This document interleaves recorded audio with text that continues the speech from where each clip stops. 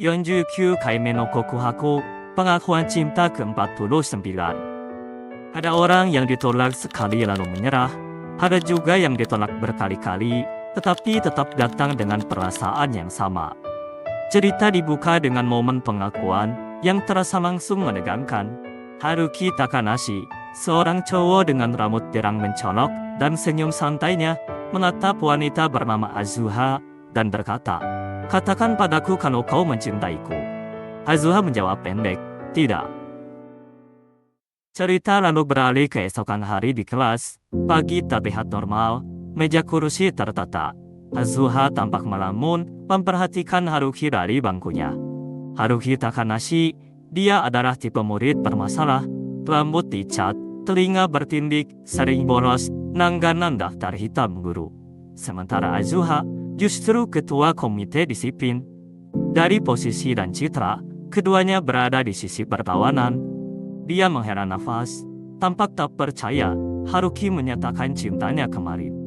Di saat itu, dua temannya menghampiri Azuha dan menanyakan apakah ia baik-baik saja. Azuha sempat kebingungan, lalu menyadari bahwa mereka sebenarnya ragu untuk menyinggung soal teman sekelas yang baru saja meninggal, terlebih karena Azuha menyukainya. Azuha hanya menjawab bahwa dirinya baik-baik saja dan meminta maaf karena telah membuat mereka khawatir.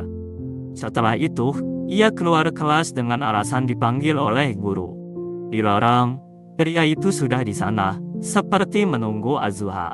Haruki menyapanya dan mengajaknya untuk berbicara sebentar. Azuha langsung menanyakan apa yang diinginkannya.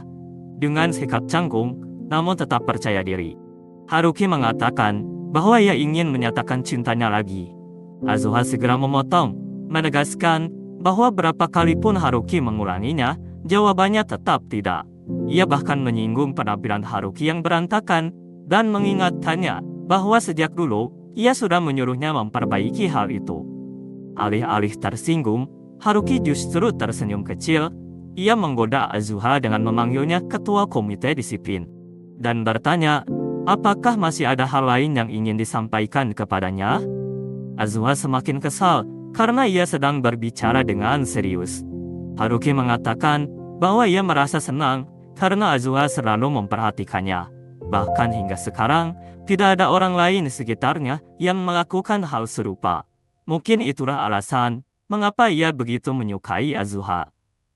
Azuha menunduk dan meminta maaf karena tidak dapat membalas perasaan itu.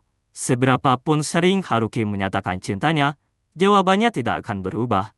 Haruki mulai memahami hal tersebut, namun sebelum Azuha pergi, ia menegaskan bahwa dirinya tidak akan menyerah. Sampai Azuha mengatakan bahwa ia juga mencintainya, ia akan terus menyatakan perasaannya. Azuha hanya terdiam, menatapnya tanpa memberikan jawaban. Sejak saat itu, hari-hari ketika Haruki terus mengejar Azuha pun dimulai. Di dalam kelas, Haruki selalu tersenyum dan melambaikan tangan kepadanya. Di jalan, ia mengejar Azuha kemanapun gadis itu pergi. Bahkan saat Azuha terlihat murung memandangi bangku mendiang orang yang pernah disukainya, Haruki tetap memperhatikannya dari kejauhan.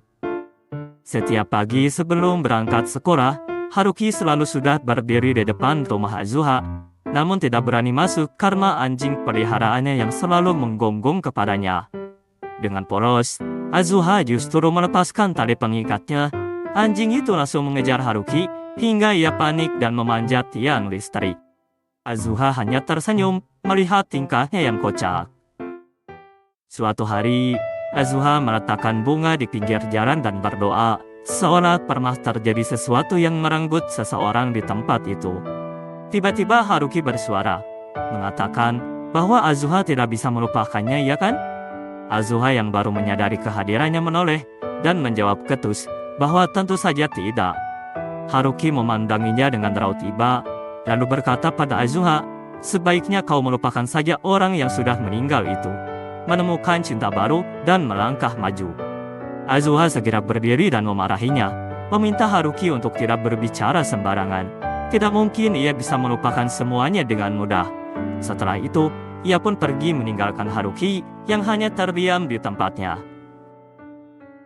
Keesokan harinya, saat Azuha keluar rumah, ia tertegun karena mendapati Haruki tidak berada di sana seperti biasanya. Ia berjalan ke sekolah sambil bertanya-tanya, apakah hal itu berkaitan dengan perkataannya kemarin? Namun ia segera menepis pikiran tersebut. Sesampainya di kelas, bangku Haruki kosong. Azuha mulai gelisah dan berlari menuju atap sekolah. Tetapi, di sana pun ia tidak menemukan keberadaannya. Ia kemudian bergegas berlari untuk mencarinya. Dalam hatinya timbul pertanyaan, mengapa laki-laki itu tiba-tiba menghilang begitu saja setelah selama ini terus mengejarnya tanpa henti? Ia harusnya jangan pergi sesuka hati seperti itu. Azuha akhirnya tiba di suatu tempat. Dengan nafas terengah, ia perlahan melangkah mendekat. Di sana, Haruki berdiri seolah telah menunggunya. Dengan nada santai ia bertanya, apakah akhirnya Azuha akan mengatakannya? Azuha tetap menjawab tidak, karena jika ia mengatakannya, Haruki akan pergi ke alam baka, iya kan? Air mata Azuha pun jatuh. Ia tak bisa menahan lagi kesedihannya. Saat itulah kebenaran terungkap. Ternyata, orang yang selama ini ia sukai dan telah meninggal adalah Haruki itu sendiri. Haruki berdiri di hadapannya tak menjawab, hanya memandang Azuha dengan senyum yang bercampur kesedihan. Waktu beralih ke saat sebelum Haruki meninggal. Seperti biasa, ia membolos dan menghabiskan waktu di atap sekolah. Azuha selalu datang menegurnya, memarahinya seperti yang selalu ia lakukan. Ia juga kembali menyuruh Haruki memperbaiki penampilannya yang berantakan. Haruki hanya mengangguk sambil berdiri. Ia kemudian mengelus kepala Azuha, mengatakan bahwa ia mengerti dan berterima kasih atas nasihat dari sang ketua komite disiplin. Hari naas itu pun terjadi. Orang-orang mengatakan Haruki tertabrak mobil yang lepas kendali saat menunggu lampu hijau dan meninggal seketika. Ia masih sangat muda. Kepergiannya begitu disayangkan. Mendengar kabar tersebut, Azuha langsung menangis histeris, tak mampu menerima kenyataan itu. Lalu tibalah hari ketika Haruki tiba-tiba kembali dan menyapanya. Dengan nada santai, ia mengatakan bahwa penyesalannya adalah tidak pernah menyatakan cinta sebelum meninggal. Jika ia bisa membuat Azuha mengatakan bahwa Azuha juga mencintainya, maka ia akan pergi ke surga. Karena itu ia memohon agar Azuha mengakui perasaannya. Azuha yang terkejut hanya terdiam tanpa jawaban.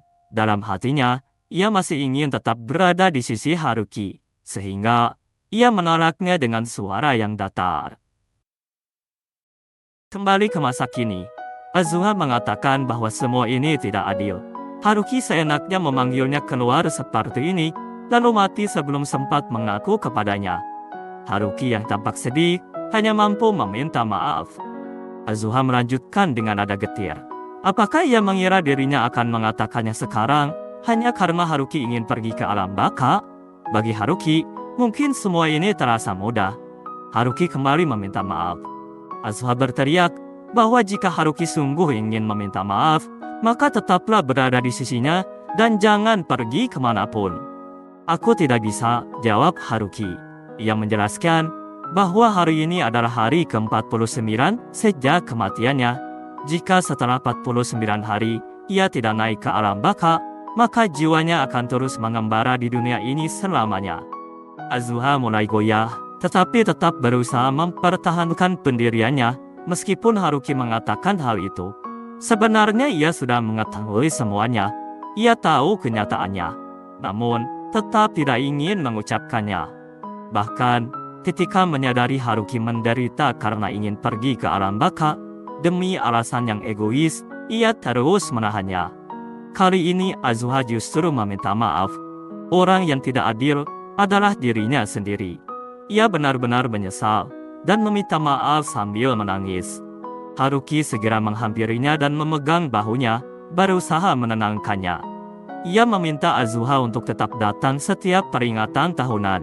Selama Azuha tidak melupakannya, ia ingin Azuha terus mengunjunginya setiap tahun. Tangis Azuha perlahan mereda. Ia terdiam dan mendengarkan Haruki dengan seksama.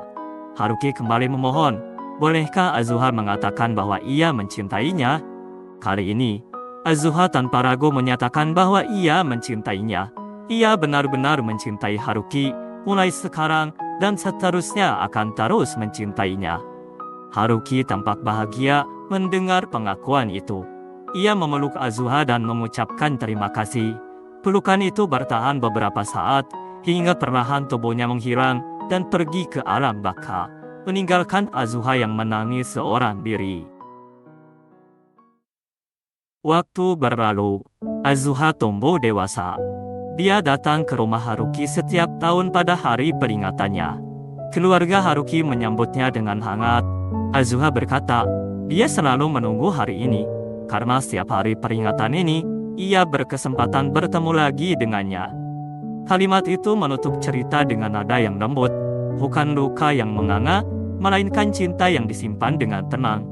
Azuha tidak digambarkan terjebak di masa lalu. Dia tetap berjalan hidup, tetapi memilih untuk terus menjaga janji emosionalnya pada Haruki. Gimana guys? Manga ini bukan soal ditolak berkali-kali, tetapi tentang satu kalimat yang paling sulit diucapkan. Azuha terus berkata tidak, karena ia belum siap kehilangan. Sampai akhirnya ia sadar bahwa mencintai bukan berarti menahan, melainkan merelakan.